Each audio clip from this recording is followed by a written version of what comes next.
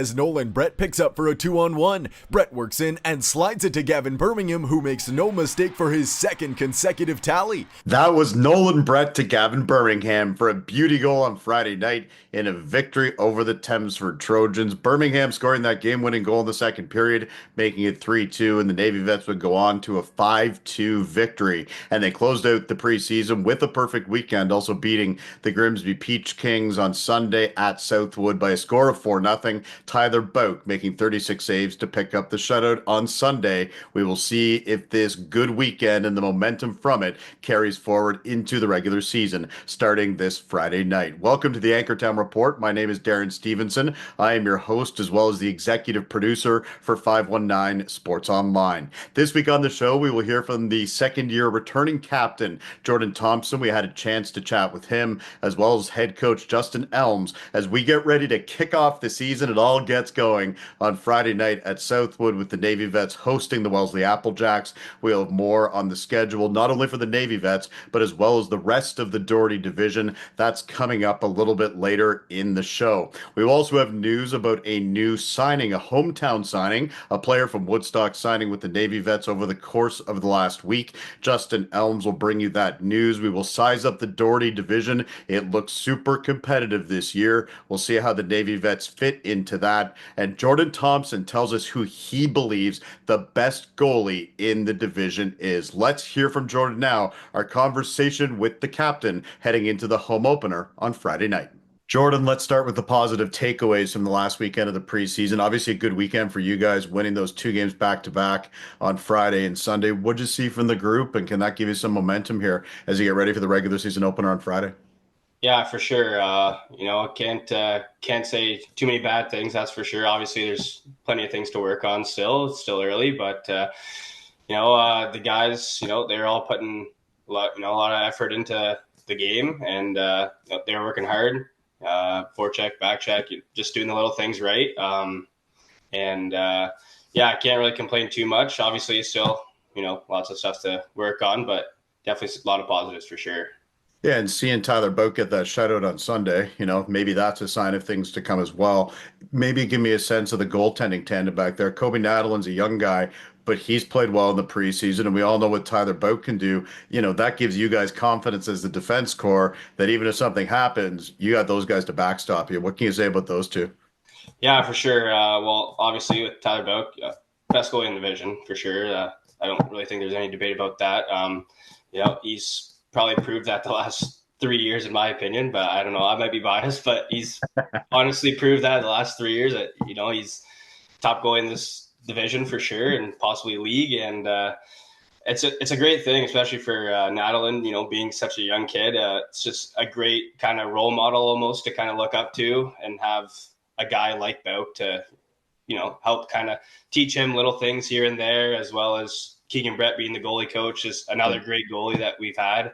And he's in a really good spot being a young guy and, being able to be coached by two great goalies that we've had in Woodstock here. What do you like about the defense core as you kind of get ready for the season opener here? Yeah, we're definitely strong. With Charlie Barnes obviously being top defenseman last year, and Michael Lee that we brought in this year, he's also possibly a top defenseman in the league. He's solid D. Meyer, for example, he's stepping up for sure. And then we got a couple of younger guys as well, and McGregor from Ottawa there. He's also a great, solid defensive defenseman. It's just a really well-rounded D-core for sure. And all those young kids too, like Crane, Markle, and Shaw, they're all great. And it's definitely a solid D-core for sure. By the way, that decor is going to be tested this weekend. Oh, for sure. The Wellesley Applejacks and the Norwich Merchants come to town. Obviously, two good rivals and two good matchups over the last bunch of years. This is a super duper competitive division this year. Can you size it up at all? I don't want you to make any predictions, obviously, because that's not what this is about. But when I look top to bottom, this might be the strongest Doherty division that I've seen in a long time. Mm-hmm. Yeah. There's obviously preseason's preseason and, teams are doing different things, but just looking at it, a lot of the Doherty teams are definitely winning games against other divisions for sure. And it's going to be a tough one for sure, but That's what we're built for. That's what we're ready for, and just gotta put our foot down and go to work.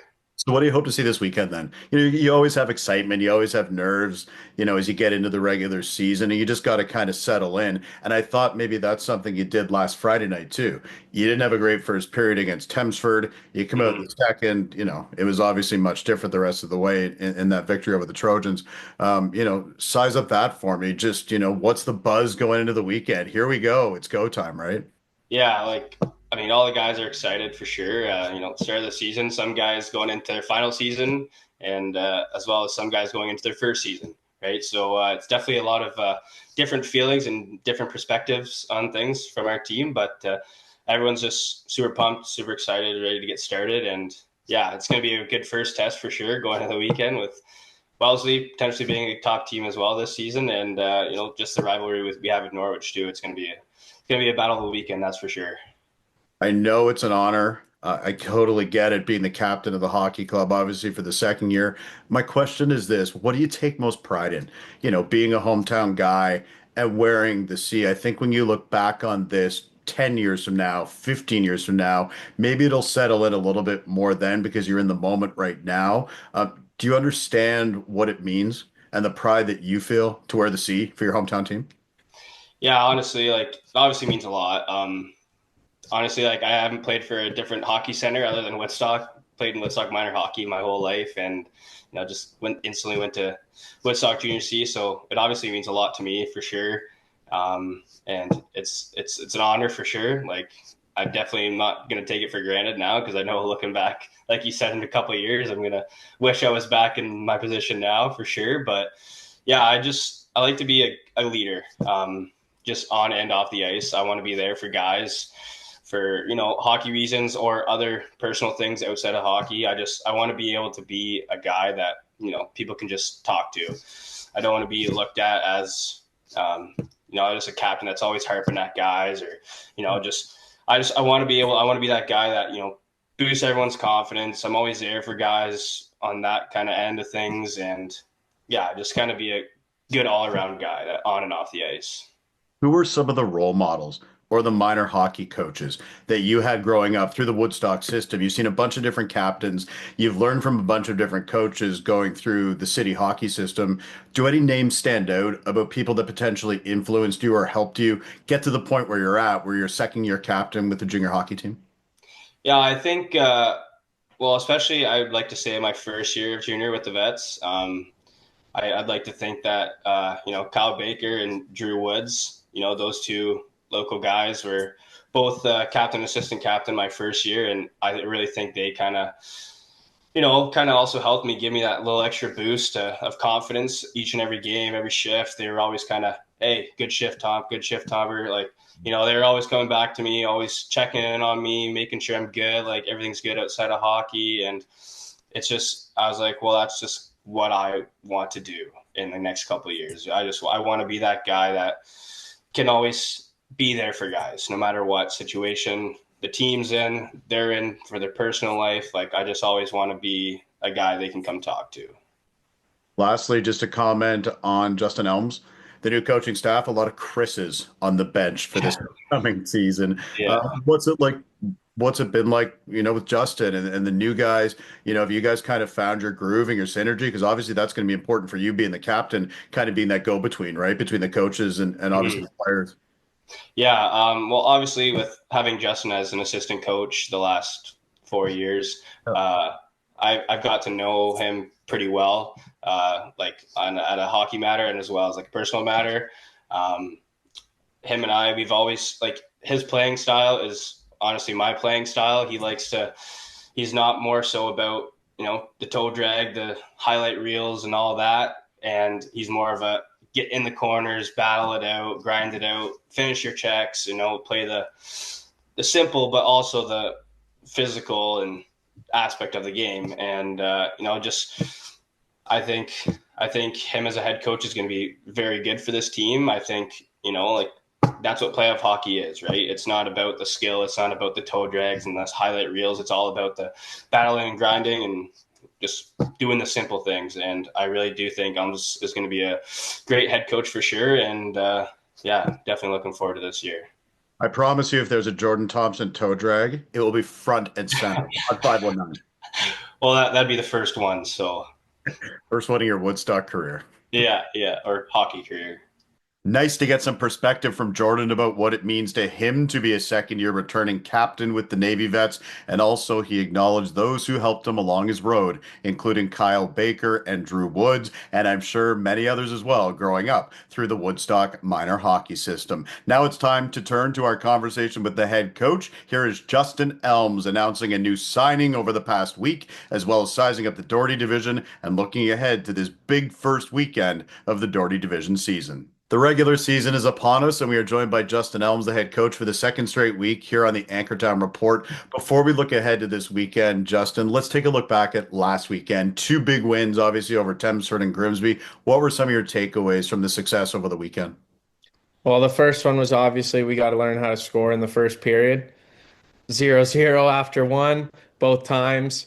Not good, not bad, but overall, I'd say Friday night, we're kind of just getting all the regular guys in, kind of trying to find a footing, go over what we've practiced, and kind of learn on the fly. And then Sunday night, I thought we did a better job of kind of just getting better, right? And that's kind of what I've expressed to the team is that every time we have a game practice, the important thing is that we get better at something. We can't become stagnant or be content with how things are going. That just because we won, it doesn't mean there isn't an opportunity to get better.